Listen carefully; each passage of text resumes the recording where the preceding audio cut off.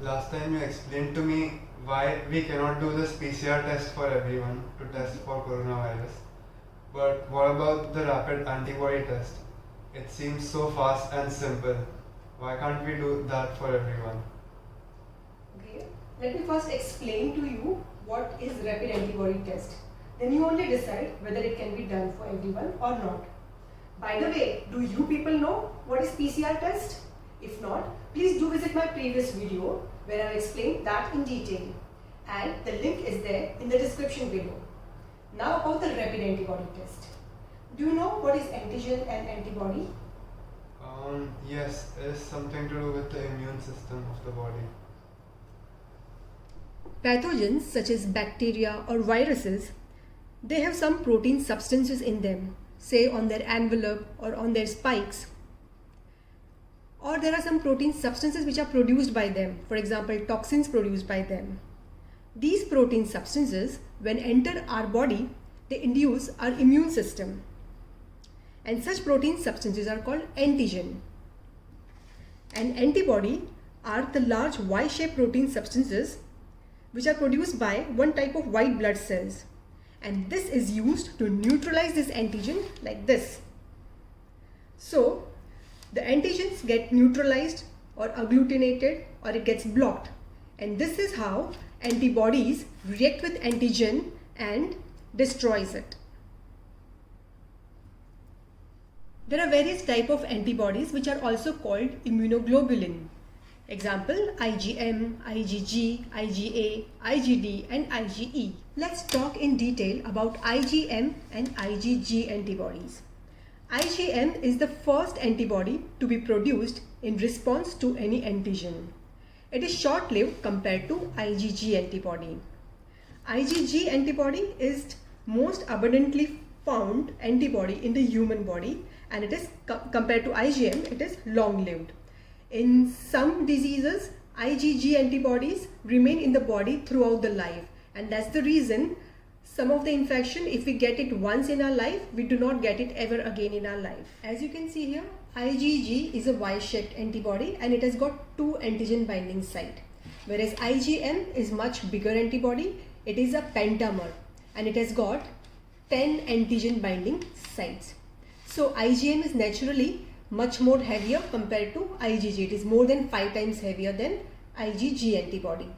In case of COVID-19, IgM is found to be produced around 7th day of infection and it remains in the body up till say around 45 days. And IgG has been found to produced on 10th day of infection and stays in the body for more than 50 days. Since this is a new infection, we do not know how long exactly it stays in our body. The investigations are still on, but it has been found that it stays more than 50 days. How do we test for the presence of these antibodies? Okay, so first what is done is a lot of copies of the antigen are prepared. This antigen are the protein present on the spike of the virus. So a lot of copies are prepared and then it is allowed to react with the patient's blood. If the patient's blood is having antibody, then some sort of reaction will take place between the antigen and antibody, and we will be able to see it. If it is a liquid medium, we will be able to see it in the form of some agglutination or precipitation, and if it is a solid medium like a strip, then we'll be able to see it in the form of a band. Let me explain it how exactly it is done. Rapid antibody test kit has strips like this which is already impregnated with antigen from the virus. The reaction is carried out on this strip. The blood is collected from the patient either by pricking the finger and collecting the blood with the capillary or by collecting the blood from the veins. This blood is placed on the specially prepared strip along with the buffer. And now this is allowed to stay for 15 to 20 minutes. And after 15 to 20 minutes, the results are obtained. So it can be one of these results. For example, if there is a band on this control line and on this T2 area, then this means that there was a presence of IgM antibody in the patient's blood. If we get two bands like this, one in the control region and one in the test 1 region, then this means that the patient's blood has the presence of only IgG antibody. And if we get 3 bands like this, one at the control region, one at the T1 and the other at the T2 region, then this means that the patient's blood has both IgM and IgG antibodies. So presence of only IgM antibody, this is indicative of the current infection because IgM occurs on around 7th day. And if it contains only IgG but no IgM antibodies, this means that this is a past infection because IgM is produced first and it vanishes after 45 days.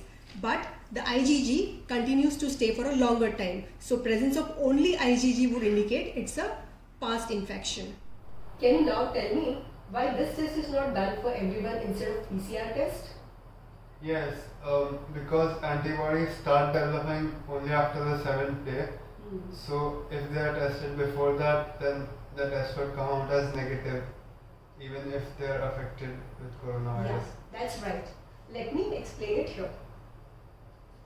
So as you can see here, from day 0 to day 14, reverse transcript test, PCR, polymerase chain reaction, that is the sample which we have taken from the nasal swab or the throat swab shows positive results. From day 0 to day 23, sputum sample will show positive results.